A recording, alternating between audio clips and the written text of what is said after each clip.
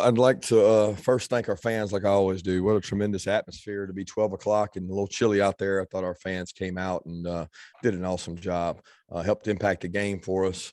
It was great to honor Coach Rick, who I have so much respect for. I got to see him and get a big hug there coming out for the second half and see so many guys that played for him that care so much about him and it meant so much to UGA. A lot of them I had flashbacks of back when I was a young coach. So it was really good to see them. I thought we started out kind of sloppy today, a little bit of a lack of focus early, especially on defense. But offensively took us a while to get going. But once we did, we really did some nice things, and was proud of the guys. We're starting to get some guys back, and then we lost a couple guys that are banged up. But all in all, really pleased with the guys' effort. But we got some things we got to clean up.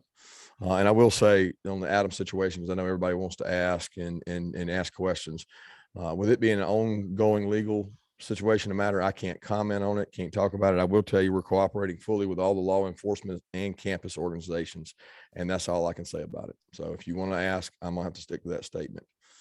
With that, we'll open it up. All right, let's take the first two questions from Anthony Dasher and Mike Griffith. Hey, Coach, I know you'll probably get a lot of quarterback questions today, but I was just wondering to have both guys healthy now, how much does that, or is that going to enable to maybe open up the playbook even more than what has been before? I don't know that having both of them, I don't know that I understand the question. I don't know the rationale behind both of them being healthy. We can open them more because we have Carson, who I think does a tremendous job when they're not healthy. So we don't limit the playbook based on the health of the quarterback, if that's what you're asking. Yeah, I'm sorry. That's what I meant, Coach, is having one or the other affect the way you call a game. Yeah, the one we have affects how we call the game, but it doesn't limit what we do in terms of opening up the play. But we put a plan together based on the quarterbacks that we have, and then we execute the plan. Kirby, kind of a two-part question here. One, how did you anticipate Missouri would go with that run stop defense? And two, did you know coming into the day you were going to play JT at some point? On the run stop defense, I don't know what you mean. They were going to play the run stop defense. They played the same defense they've been playing. They played a little better. They changed out a couple of guys personnel wise, but I mean they didn't change their defense by any means. We didn't run the ball real well, if that's what you're asking. We did not do that super well, but there was no massive change in terms of what they did. They did max blitz a little more and took some more chances than they normally do. Next question is go ahead. And then you said last week that you typically have a plan for the quarterbacks. Did you know coming into today that you were going to use both quarterbacks? Again, we make our decisions as a staff for what we think is best for the team, and we'll continue to do that. All right, next two questions, Chip Towers and then Mark Weiser. Coach, can you just address kind of the overall, you guys have a chance now going to Tennessee to finish the SEC season undefeated. What do you feel like at this point is you need to be focusing on to make that happen? We need to be focusing on Tennessee, playing in a really tough environment, one of the toughest places to play in the country. Their fan base is balled in, all in on Coach Heupel and his staff. It will be a tremendous atmosphere and opportunity in which so many other conferences don't have teams that maybe aren't in the hunt for, maybe an SEC championship that have that much passion that they're going to sell it out and be really loud. It will be a great atmosphere, and our players will need to prepare for it. We will need to prepare our players for it. It's going to be a really tough physical game. They've got a really good football team. I've been able to watch them play, several weeks that we've either been off or we had this early game, and you get to see them at night. And they've actually played a lot better than some of their scores indicate. And I've got a lot of respect for their team and how hard they play. So I think our guys realized it got a little bit of a wake-up call today that this was not probably a subpar outing for us in terms of execution and play style for us. Thank you. Kirby, I want to ask you how you think Broderick Jones did without Jamari in there and Robert Beal playing a lot more with Anderson not playing. Hard to say without seeing it. I know we had a couple comments on the headphones with Matt about Broderick. He had a couple missed assignments or lack of focus plays where he could have gotten up on a guy and helped a little bit in the run game. But I'll reserve judgment until I see it. It's kind of the same way with Adam. He played considerable more snaps. MJ played more snaps, and so did Chaz. But I can't sit here and tell you exactly how we played. I know we didn't play to the standard that we would like to play to on defense in terms of turnovers and rushing defense. And next two questions from Charles Odom and then Seth Emerson. Could you talk about the final sequence of plays for your defense? Obviously, the game is decided, but there's some pride factors on the line. Were some of your starters lobbying you to get back in the game here? They didn't come to me. I think they know the answer to that. They did cheer on those other guys, and in the huddle, they really encouraged them, and they take so much pride in keeping the scoring down that I thought the guys were all over there coaching them, going over the points of emphasis, the nuggets, the red area, things we go over on Wednesday. We spend 15, 20 minutes on red area going over top plays and just concepts. And, we rep everybody at practice. So those guys got quality reps and did a heck of a job. Is that the only question you asked? Yeah. Kirby, a lot of receivers got targets and had big plays. Does it, even with Dom and George not back yet, Justin, does it feel like receivers are kind of rounded into form at this point in the season? Yeah, I thought this game was the closest. I thought, Arian had a full week. We met on Monday, said you're getting your full quota. You got to go. You got to get your reps to be able to play. Jermaine, hey, you're getting your full reps. Coming off Florida, I felt like they were both healthy Florida, but they weren't healthy the week of practice. And I feel like they were both healthy this week of practice, which helped us from a depth standpoint to be able to rep. Ladd got to share reps, so he didn't have to take the burden. JJ Kieras, AD, and when we were fully healthy at receiver, excluding George and Dom, we have a good unit. With George and Dom, then that's what we thought going into the season it would be special. But we're working to try to get those guys back. And I thought the perimeter this week, I was so much that touchdown by Jermaine Burton. Nobody talks about it. Kieras goes out and throws a great block. And so did AD to get Jermaine untouched into the end zone. That to me is the ultimate sign of selflessness at receiver. And next question, Jake Rowe, and then to Dean Legge. Kirby, as far as kind of what you guys are doing defensively, does the loss of Adam and the fact that he's absent right now, does that maybe put more not just on Robert Beal's plate, but on other linebackers' plate, like maybe a Quay Walker or a Channing Tindall? Not really those guys. I would say Robert Beal. Yeah, he played more snaps. It's allowed some of our inside guys to go outside and rep. Warren is bumped out, played outside some. MJ's played more. Chaz has played more. So it's not a burden on the inside backers, no, but it probably is a little more on the outside guys. Kirby, I can't see certain things because I'm shooting a 600 millimeter lens. When Nolan's blocking these punts, is he being sent, or is he being sent on the punt block? When we call a block, he's being sent. We called a block the first punt of the game, I think it was, and we thought he got really close.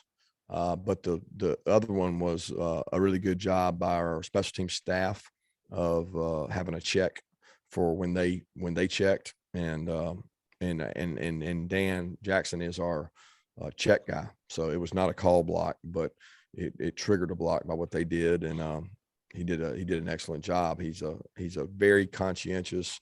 He takes pride in the units he's on, and it was a really big play. Next question to Palmer Toms, and then to Drew Hubbard.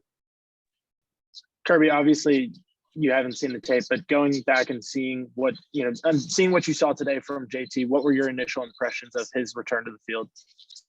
I know he did a nice job while he wasn't in the game. He was over by me calling out the defenses, the checks, going through them like he was playing the game. And to hear him call out the coverages and the checks and know exactly what he's planning on going to, it was really good. It gives you a lot of confidence in him when he's over there making those and talking to Stetson when he comes off the field. Thought he had really good command of the offense when he went in. He's got great poise in the pocket.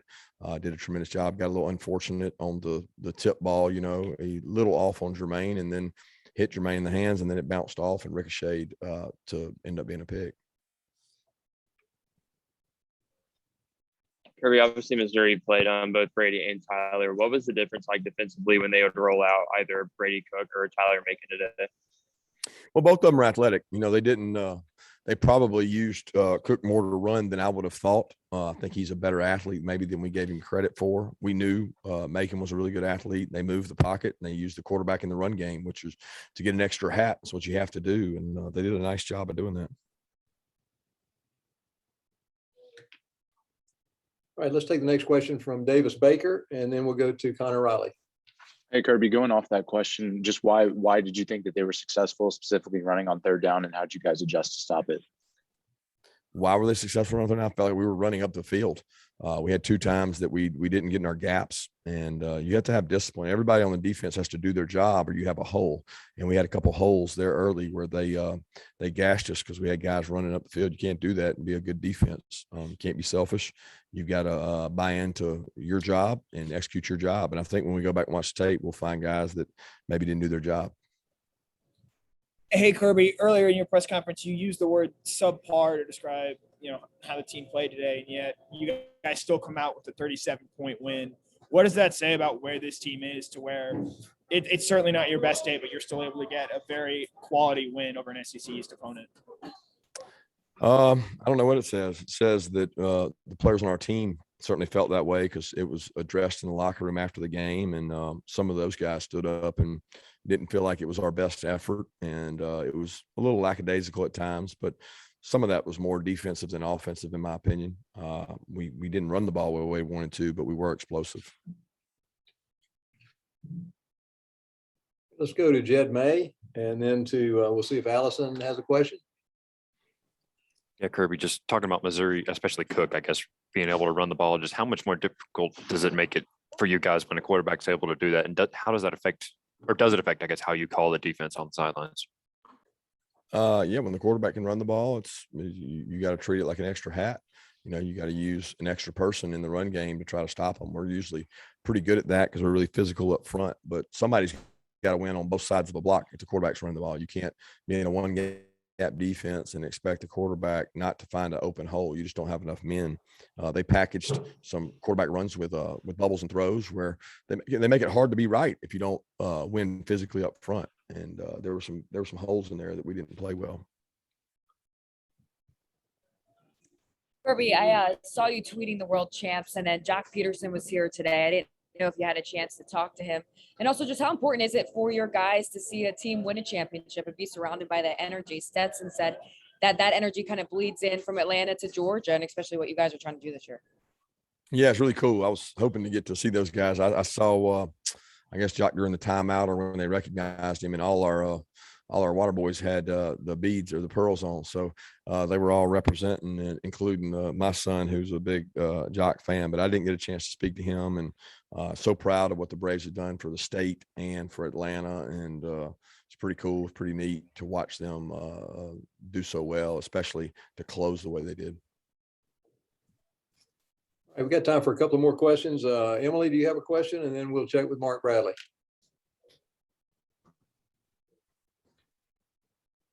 Hey, Kirby, I was just wondering, you've been doing this long enough to know that any athlete, it's as much physical as it is mental. With JT, what are you guys doing? What's your coaching staff doing, or even you, to keep his confidence up? Yeah, most of that comes through reps and practice, right? You get confidence through repetition. Repetition is the mother of all skill. And he gets reps. He works hard at it. He gets competitive reps against our defense and throwing the ball. And, confidence is not given. Confidence is something that's earned by how you work. I think JT has a lot of confidence in himself. I stand by him and hear him talk about it. And I think he has I think both our quarterbacks have tremendous confidence. And I have tremendous confidence in them. I'm okay, Claude. I yield my time. Okay, we'll take the last question from Tyler Griffith. Tyler, do you have a question? Yeah, I saw a stat Arian has 3 career touchdowns on his 5 catches. Can you just talk about the added element that he brings to this offense? And was he feeling 100% today? Was there any point that he maybe was sore? I don't think so. I don't know. I didn't get a chance to ask him that during the game. I certainly felt like he was 100%. He's still, you know, we still have some youth. He still really has not even played a season. I mean, he was just partial last season. He's been injured most of this season. AD's still really young and green. Lads come along, been nice. Jermaine is considered like a veteran and he's in his 2nd year. So a lot of those guys are youthful, and you have to go through these, I don't know what you call them, these learning experiences, these moments of just growing. You know, he was the gunner on the punt that we expected to make the tackle or make the guy fair catch, the one punt that almost came out on us and he fell down. So it's one of those things that Arian is he's working hard, man. Arian takes a lot of pride in doing things right, but he has to improve, and our team has to continue to improve. And that's the biggest thing is not falling victim to this narrative that's out there. We have to get better because the games are getting nothing but bigger and bigger and bigger each week. Thanks. Thanks, Coach Smart.